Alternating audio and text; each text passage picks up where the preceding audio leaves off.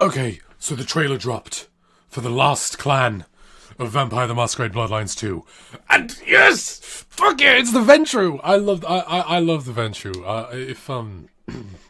If it was real. If the White Wolf tabletop RPGs, if they were real, I'd totally want to be a Ventru. Or a Toreador. But I'd prefer to be a Ventru, even though I'm not really high class. But you know, I'll bullshit my way into the ranks. Although, I'm just spouting bullshit. Like what I plan on. Let's talk about some of the vampire games, because there are quite a few, and there should be more, but there are quite a few, and I'm going to be talking about them. With these in, well, it's actually kind of hard to talk with these in, but, yeah.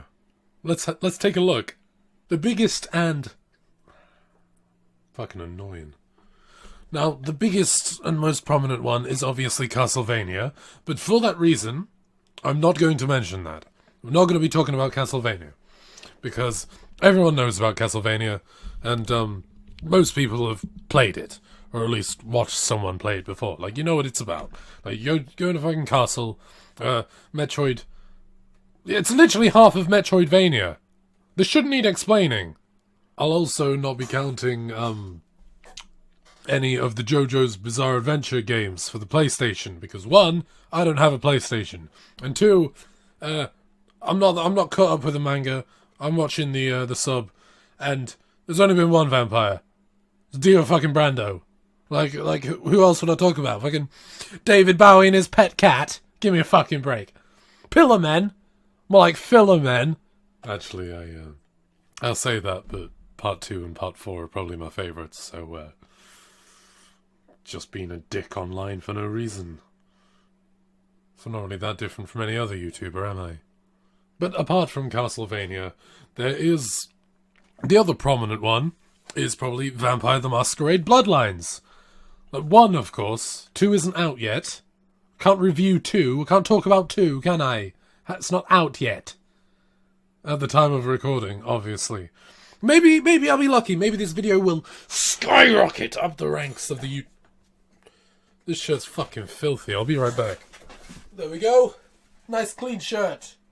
But yeah, maybe I'll be lucky and YouTube will give me another one-hit wonder.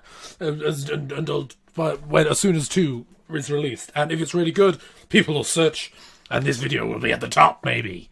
Or maybe if it's really bad, people will search and this will be at the top. But the thing is, I would happily talk about vampire games for like the rest of eternity, so that wouldn't bother me. Talking about the flat earth, on the other hand, that can fuck off and die. But yeah, Vampire the Masquerade Bloodlines 1. It's probably the best Western RPG ever created, and ever will be created. And yes, that includes your precious Fallout New Vegas. Fallout New Vegas is kind of shit, to be honest. Like, it's above average, sure, but it's nothing special. Like, it's just a cheap imitation of Fallout 2. Like, it didn't really do anything original. Just replace Caesar's Legion with the Enclave. And, wow, that actually works way better than I intended it to. Like, that fuck me. I should make a video about why Fallout New Vegas is mediocre. That'll garner a lot of negative attention, wouldn't it? Now, I did actually review this back in the day. Well, it wasn't that long ago, especially considering how long the game's been out. And it was also back when I wasn't that good at just turning on the camera and just spewing bullshit for 15-20 minutes, so it's not that long either. But you can check that out if you really want to. But I'm just going to give a recap of, well, not really a recap, but what I think of it now. And yeah, it's going to be groovy, so watch. Or don't watch. No, actually, yeah, what the fuck? Yes, keep on watching. Watch to the end. Even if you don't want to watch anymore, just mute the video and open another tab and continue to watch it to the end, please, for my sake. So when you start the game, you're given a choice to either take a quiz to determine what clan would suit you best, or you can just go straight to the character selection I've taken this quiz quite a few times and I seem to get Ventrue no matter what I answer, so I'm just going to choose a Ventrue again because I like the Ventrue a lot. They're my favourites. But there are lots of different clans. 7, actually. And they go as follows.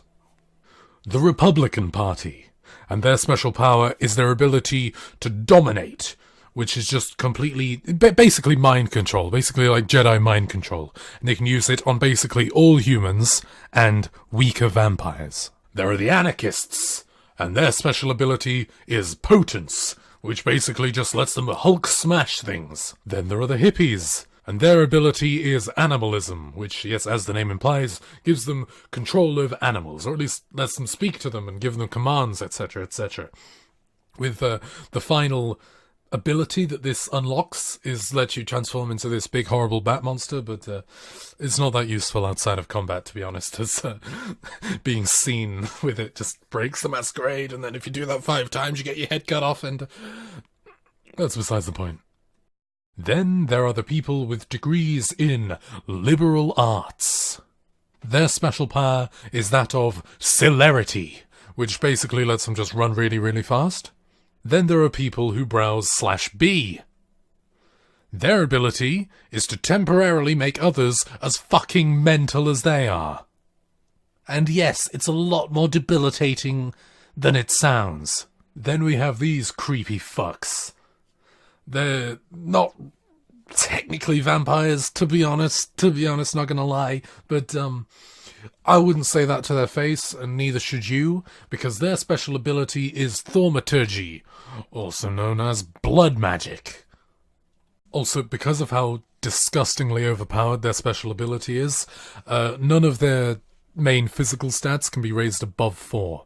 Like, they normally go up to 5, but with a Tremere, their strength, dexterity, and stamina can only be leveled up to 4. Then we have the involuntary celibates. Don't pick these, especially not for your first playthrough. Their ability is to turn invisible. There's something else. I forgot what it was. Okay, so that's your basic selector race that you see in dozens and dozens of games. But here is where it begins to be interesting, because this is different. Like, you normally don't see this kind of thing in most computer RPGs. Like, this is taken straight from the tabletop RPG of the same name. Like I'll put it side by side with a character sheet from the tabletop game and the stat selection from here. Like, and look at that. That's cool.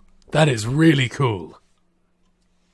Of course, the RPG genre back in those days was still very heavily based on the tabletop RPGs, as that's what they were trying to emulate, and that's the target audience that they were attempting to appeal to. Like, we see this with Baldur's Gate, we see this with Fallout, we see it with Vampyr the Masquerade Bloodlines, and I'm sure there are lots of more examples that I haven't gotten around to playing because, you know, like, they are a really obscure genre. Like, it's not like nowadays where everything has a level up mechanic and everything has a crafting menu and everything has, like, romanceable companions and all that bullshit. Although I should note that when I'm talking about RPGs, I am talking about actual role-playing games, not that drivel that the Japanese like to shit out. Final Fantasy, Legend of Zelda, Earthbound, all of those, like, they're completely irrelevant to what I'm talking about. Like, the fact that we call those games RPGs is a fucking insult to games like Bloodlines, Fallout, and Baldur's Gate, in my opinion. They're a completely different genre. They focus on completely different things. I briefly mentioned this in my Fallout 4 intro review response. I don't fucking know. But yeah, there's a link there if you want to check that out. Should I be putting cards this early into the video? I don't know. I don't know how to do search engine optimization, even though that's not really video optimization. So I have no fucking clue what I'm doing. Like, I can't even remember what this video is about. Oh yeah, I remember. I was going off on a tangent about JRPGs being considered actual RPGs, and that spurned from me trying to draw a distinction between them, just to clarify what I was talking about in relation to how Western RPGs began by trying to imitate their tabletop counterparts, as the tabletop role players were the primary target audience for these games. Like, it was before it went mainstream with the massive success of Fallout 3 after Bethesda acquired the rights to the Fallout IP, along with a lot of other games, like as well as the Elder Scrolls becoming pretty popular as well, especially with Skyrim. Basically, Bethesda is the reason RPGs are so shit nowadays. To sum that tangent up. But we're not talking about Bethesda. We're talking about the masterpiece created by Troika Games. Even though a lot of the workers for Troika Games later went on to found Obsidian, and Obsidian made Fallout New Vegas, and that's... So I kind of am talking about Bethesda, but shut up. But there is an elephant in the room, and that elephant is telling me, yeah, it's all Activision's fault that the game was rushed. Wait, what? Yeah, Activision rushed the release of the game to sort of release it in the same sort of time frame that most video games are released, you know, about around September, you know, a couple of months before Christmas. What Activision failed to realise, though, was that this week that it was being released was the same week that both Half-Life 2 was being released and Metal Gear Solid 3 Snake Eater.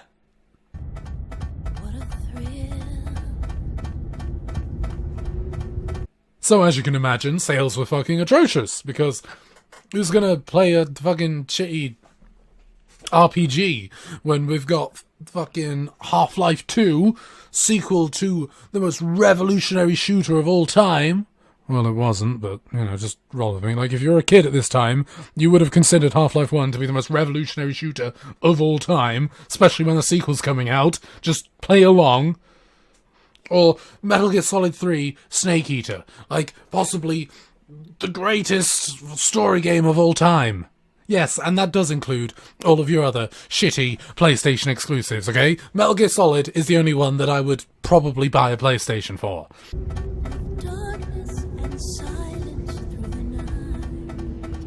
And, but because I can emulate it, I don't have to fuck around with that shit, so haha, PC Master Race, 362 million, console peasants, 0. Why am I talking about why it was rushed? Because it really shows, especially in the mechanics, the combat mechanics especially, the melee combat mechanics especially. Like, I absolutely hate the combat in this game, to the point that I don't even feel like recording any footage of it. I just try and talk my way out of every situation. Well, you can't talk your way out of every single situation, but the vast majority of them you can. But I think we've been doing enough talking. Let's have some heavy commentary gameplay and take a look at what the dialogue actually looks like, because that's where the game really shines. Not like sparkles in the sunlight, not that gay shit. Okay, so this cool, is like shiny. Slap bang right after the intro, and you can see we're interacting with some stuff on our desk, a bunch of notes, and one of them is from Mercurio, and another is from the man in charge of the Tremere, at least the LA sect of the Tremere, I forgot the name, and as you can see we're trying to hack our own computer because, you know, it's locked and it has a password, but if you actually read the note that Mercurio gave you, he tells you that the password is Sunrise. So we go back on our computer and type in our password of Sunrise, and we can check our emails, and you would expect this to just be a bunch of quest bullshit, but it's actually a lot of world building as well. Like, look at this spam, like penis enlargement pills, like Kilpatrick's jail bonds. Like these are things from the game, and there's like a really ominous, weird email from there as well. But we're going to have a look around our apartment. Like in our fridge, we have some blue blood packs, which are pretty decent items for restoring lost blood. And there is a bottle of painkillers there as well that I've already taken. Down the hallway, we need a lockpick, which you can actually get from finishing the tutorial, but I think that's a bad incentive, because the tutorial is very long and drawn out. But it does teach you the mechanics pretty well, and it's actually tailored depending on what clan you're playing as. So it introduces you to the mechanics, like your special clan abilities, really well. But we're loading, and we're going out into the street, and this is going to be the first human NPC that we interact with, if we skip the tutorial, of course.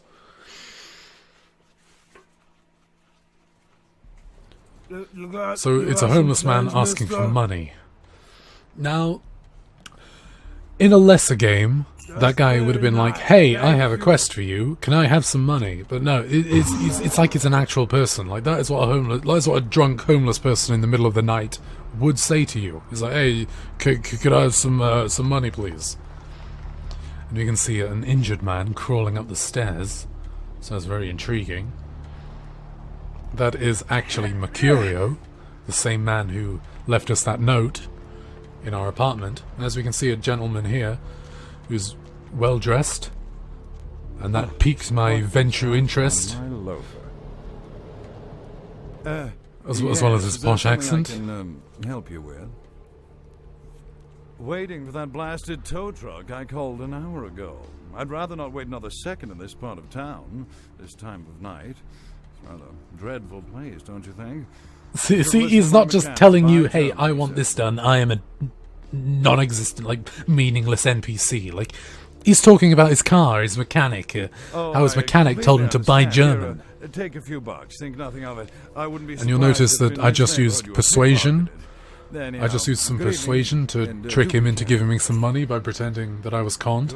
And now I'm going to use dominate on him and feed on him. I'm going to press 3 and tell him to meet me in the alley.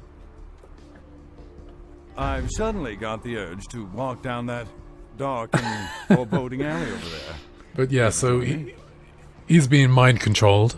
Good God. And so we're mind controlling him right now, and he's going to walk down that alley because we told him to, and that's the power of dominate. I was worried that this homeless man would see me, so we're going to follow him until he gets right to the end, where the homeless person probably won't hear. So we're going to wait for him to get all the way down to the end. And that guy did have a pretty posh accent, and he was talking about having a mechanic and everything, so he's going to have a pretty good blood pool. And as you can see, it's filling up nicely. As, like, the higher class the people are,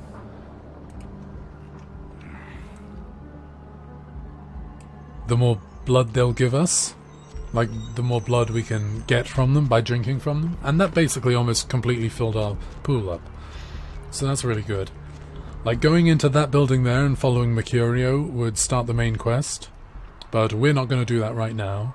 We're going to explore the town a little bit. And over here we see a prostitute. And she asks us if we want to hire her services. But if we give her money and ask her to follow us into an alleyway and feed on her, we'll probably throw up because we're currently playing as a Ventrue, and Ventrue can't really feed on lower classes, at least in this game's interpretation of the Ventrue. The same happens with homeless people. Like, if you feed on them, there's a pretty high chance that you'll just throw up. And we can try talking to these NPCs. And they're just like, "Hey, get the fuck away from me." Instead of just like, "Hello there, adventurer, how are you doing?" And this is good. See, look, there's a man taking a piss. Like, this is really good world building. Like, this is a believable town. Like, a believable bit of suburbs. There's another NPCs, more NPCs there. We're going to enter this building here. The club, Asylum, I think it's called. Yeah, yeah, that's it, Asylum. Because it's ran by people who are fucking mental. As you'll soon see. Ooh, what do we have here? Another scrumptious young plaything straight out of life and into my club? You smell new, little boy. Like fabric softener do on freshly mowed AstroTurf. This is the first vampire that we bump into who isn't Laughing Jack. I'm the finger down your spine when all the lights are out. I'm the name on all the men's room walls. When I pout, the whole world tries to make me smile. And everyone always So she's just spouting bullshit right now, just like every other NPC. Like, they're not just there to give you quests and just be background foliage. Like, they're their own characters, and it's incredible. Giggle is my club. I just love to give you funny feelings all night, sweetheart, but I really must trouble with some business. We'll reunite sweet and soon, I promise. Like, she's trying to hit on us, and it's not working. Like, we're not reciprocating any of her flirting because our seduction is only one, and it will fail. Like, we have the flirting skills of Sheldon Cooper right now, as I'm going to show you here. Like, we can try and hit on this girl in the bar. Not in this lifetime. But we can talk to the bartender. As the bartender's there. Get something for you, Chief. There's a juice bar down the street. They serve the fruit. So he just makes fun of us for us not ordering alcohol. So we're going to intimidate him. I don't want any trouble. I accidentally skipped that, but he was pretty scared. Our intimidation check passed. We could dance here, but no, I don't really feel like it. There's another NPC we can talk to here. I thought coming to LA was going to be more exciting than Arizona. I didn't come all this way just for watered-down booze. And again, we can try and flirt with her, and it fails horribly because we only have a seduction level of 1. I'm with somebody.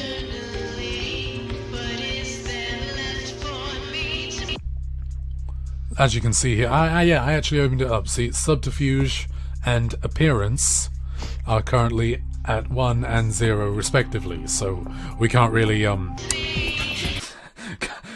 can't really convince anyone to make out with us right yet. As of right now, like, we can level up and apply stats wherever we want later, like after we do quests and stuff like that. But we're going to have a look in this diner over here. Like, it's not really that important, like this specific building, but a lot of quests are set here. What'll it be? A lot of side quests. You're the Now health inspector. We can pretend to be the health inspector. We're going to use At least persuasion. the last health inspector had the decency to make it clear when he was asking for a bribe. Here's $50. I get to live the dream for another exciting month. Yeah. All in all, Vampire the Masquerade Bloodlines 1 was definitely a product of its time. Granted, it was somewhat of an amalgamation of what made RPGs of the time so amazing. Now, a lot of it is outdated and a lot of it isn't really used anymore, like environmental storytelling or no hand-holding whatsoever, etc., etc. Now, let's look at a more recent example of a lesser developer trying to capture the same sort of feeling that Vampire the Masquerade Bloodlines 1 evoked. I am, of course, talking about Dark. Dark is what happens when you tell someone to make a sequel, a successor to Vampire the Masquerade Bloodlines, but don't actually let them play it. And the person in charge of doing this I made my way to the museum. is a Thought about fucking what Rose had said. normie Vampire. who's the only game he's ever played before have been idea Assassin's was Creed, Incredible. Hitman, The evidence was overwhelming and irrefutable. maybe Dishonored. I was Like, hoping they're that the someone kind would of come and tell me feelings it was all that just one big are joke, evoked when I'm playing but this. no one came.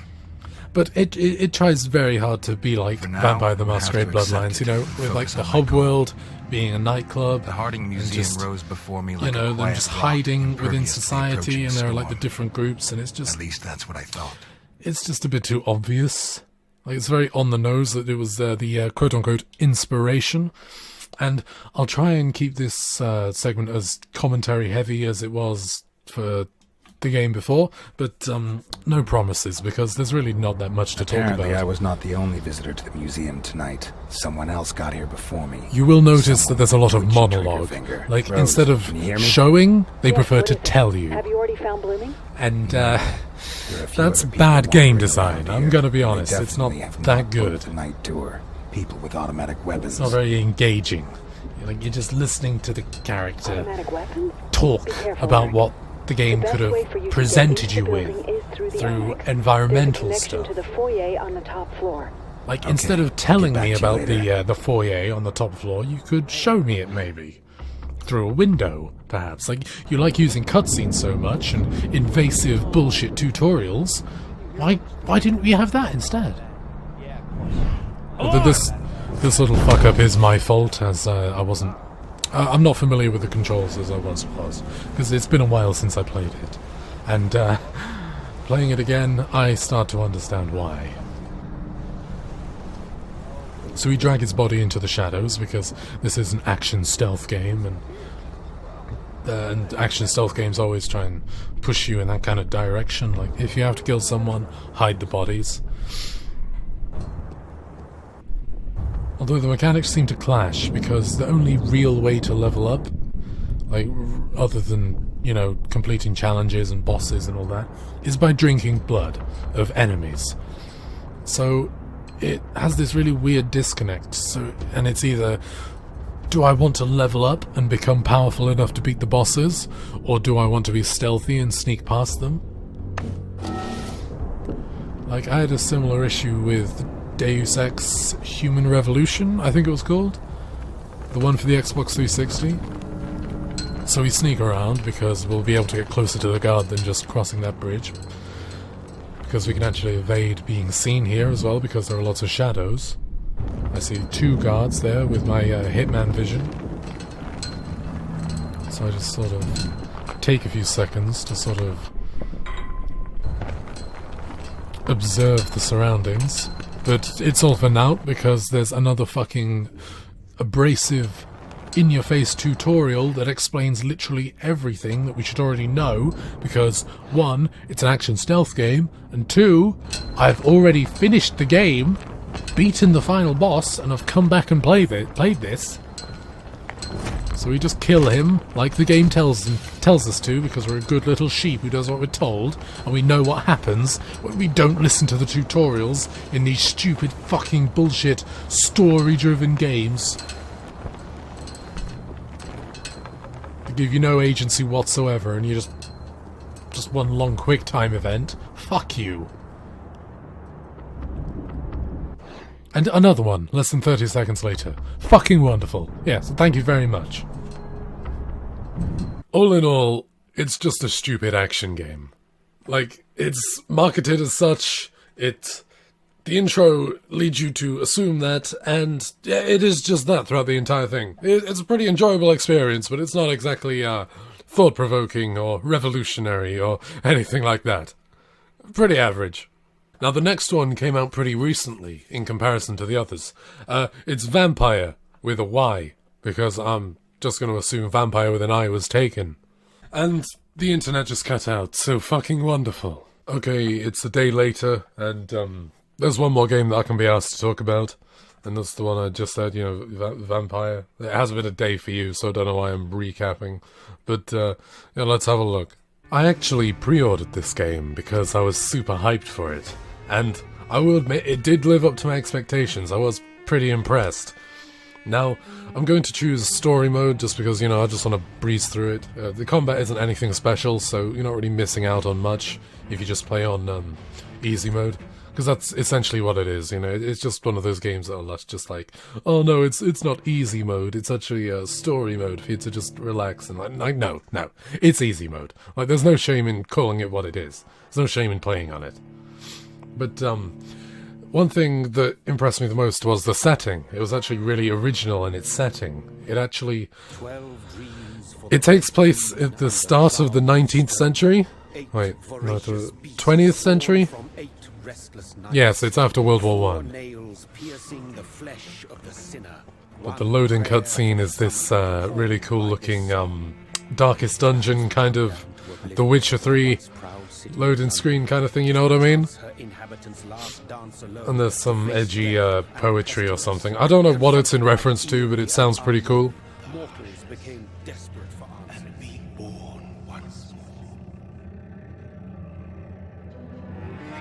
And here we meet our main character, who we will be playing as, Elder Maxim.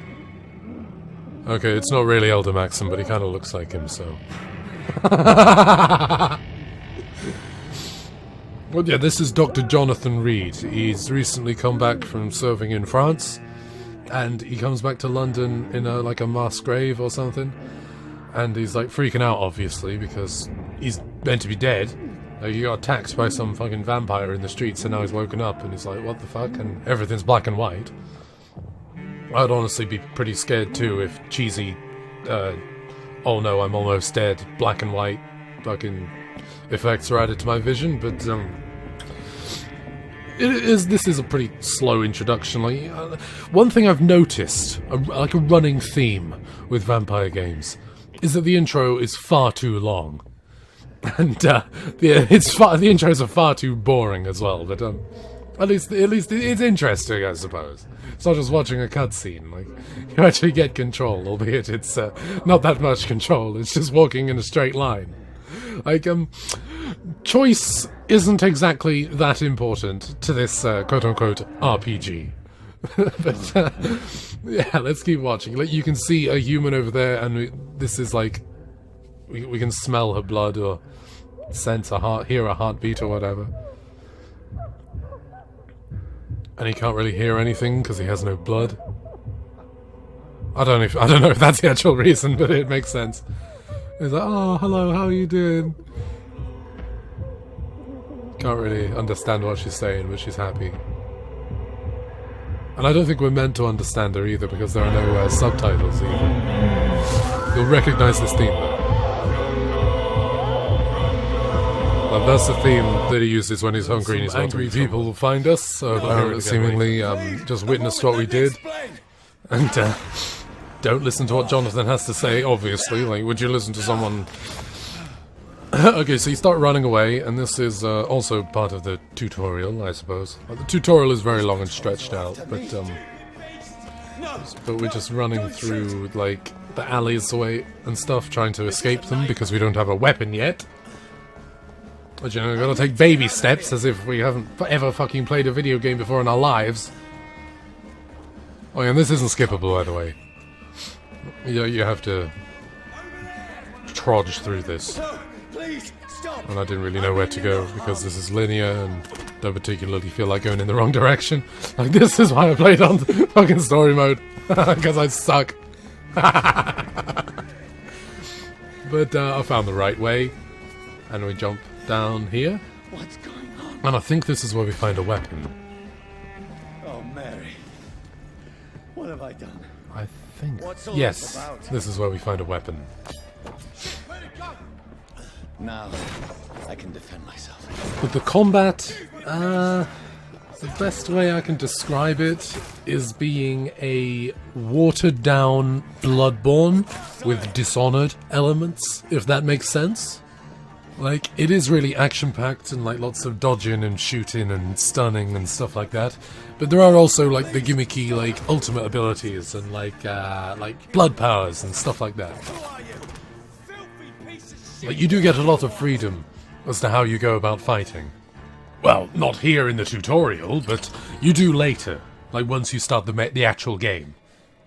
I mean you no harm. I need help. Die, you fucking leech! Please, listen to me. I can't make... Up to now, the tutorial has been pretty ham-fisted and video gamey, but this is pretty good. Even though you always go out at night, there's never any daytime in the actual game, there are a few gimmicky boss mechanics that use sunlight, or at least whatever sci-fi explanation they have of making fake sunlight during the Victorian era. Well, a couple of decades after the Victorian era. But you get what I mean. I need to find somewhere to hide. See, I took this at face value, and I actually tried to hide. And I was really disappointed that Jonathan just continued to shout out at them and alert them to where he was, and there wasn't actually that much stealth.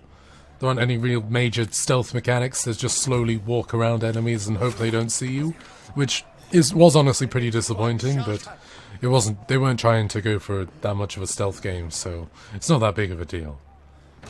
But this is our first hideout that we find. What is this place?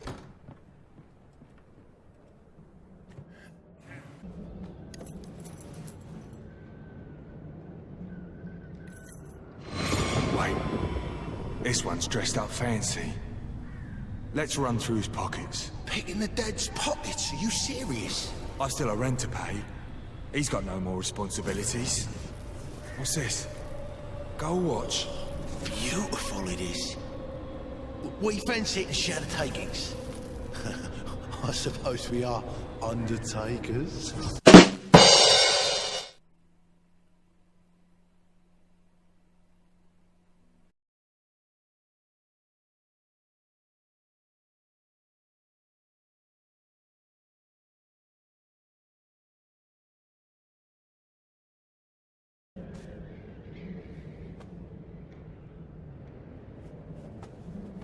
Okay, so you find a gun, and you will realize the stupid reason that he picked up the starting pistol in a minute. It's a nightmare. That's it.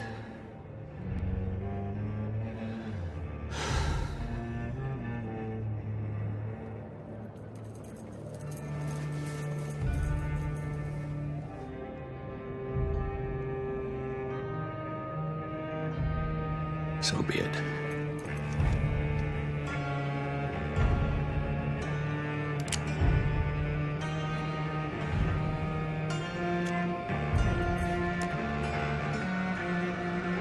Rational thinking only.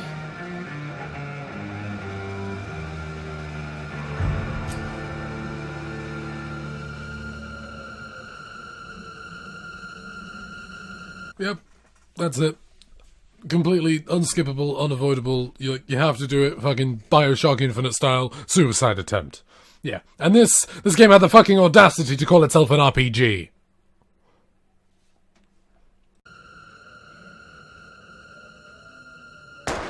So after you sit through a pretty mediocre tutorial,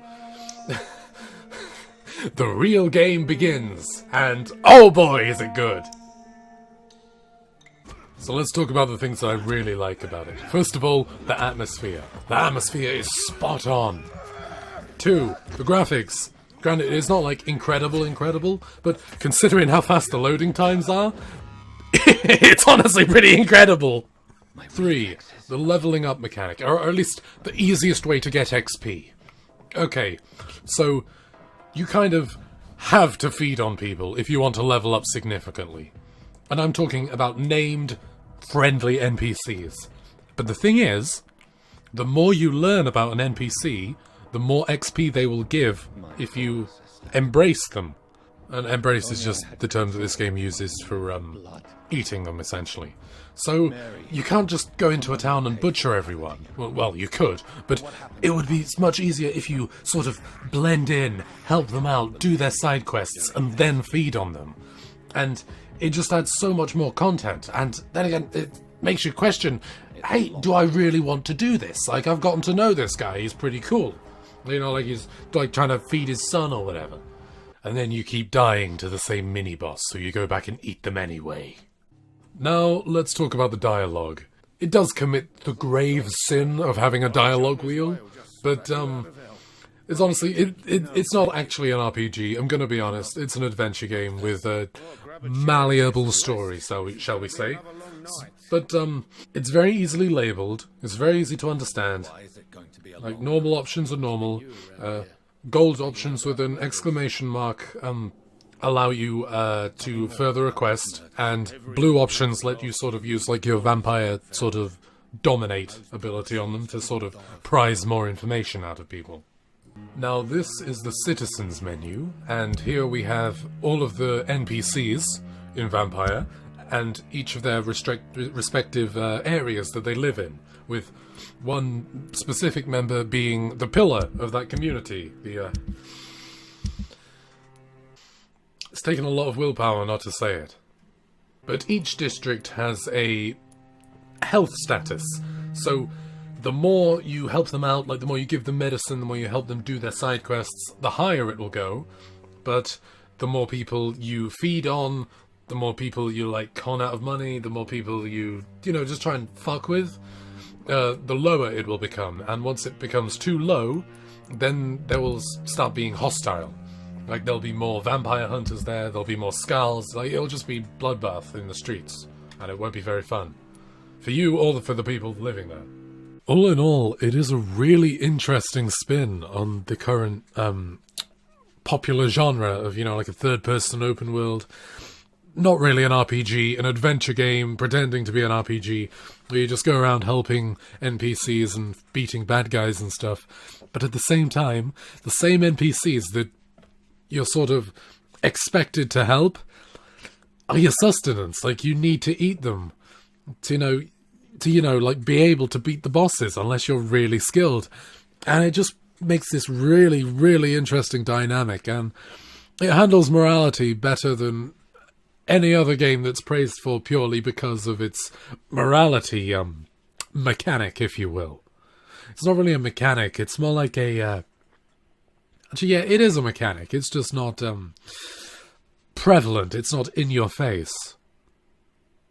It's like an intrinsic part of the game design. It's not just like, make option A and option A will happen, or make option B and option B will happen, like we see with fucking the later Call of Duty games, Undertale, most RPGs in general, actually, now I think about it. Like Mass Effect, Dragon Age, etc., etc. Like, you don't make the options because you want something specific to happen. You make the option because, you know, it's what you do in that situation, and its effects aren't exactly obvious. And I just think it's great. Like, how fucking cool is that? Like, it's a legit dynamic world. It's really cool. I love it, and I just love it. I'm just going to go back to playing it now. See you later. Special thanks to my two top-tier patrons, Stolen Dragoon and Ori Main, and all of my other patrons, and everyone who's watched this really long video, by my standards at least.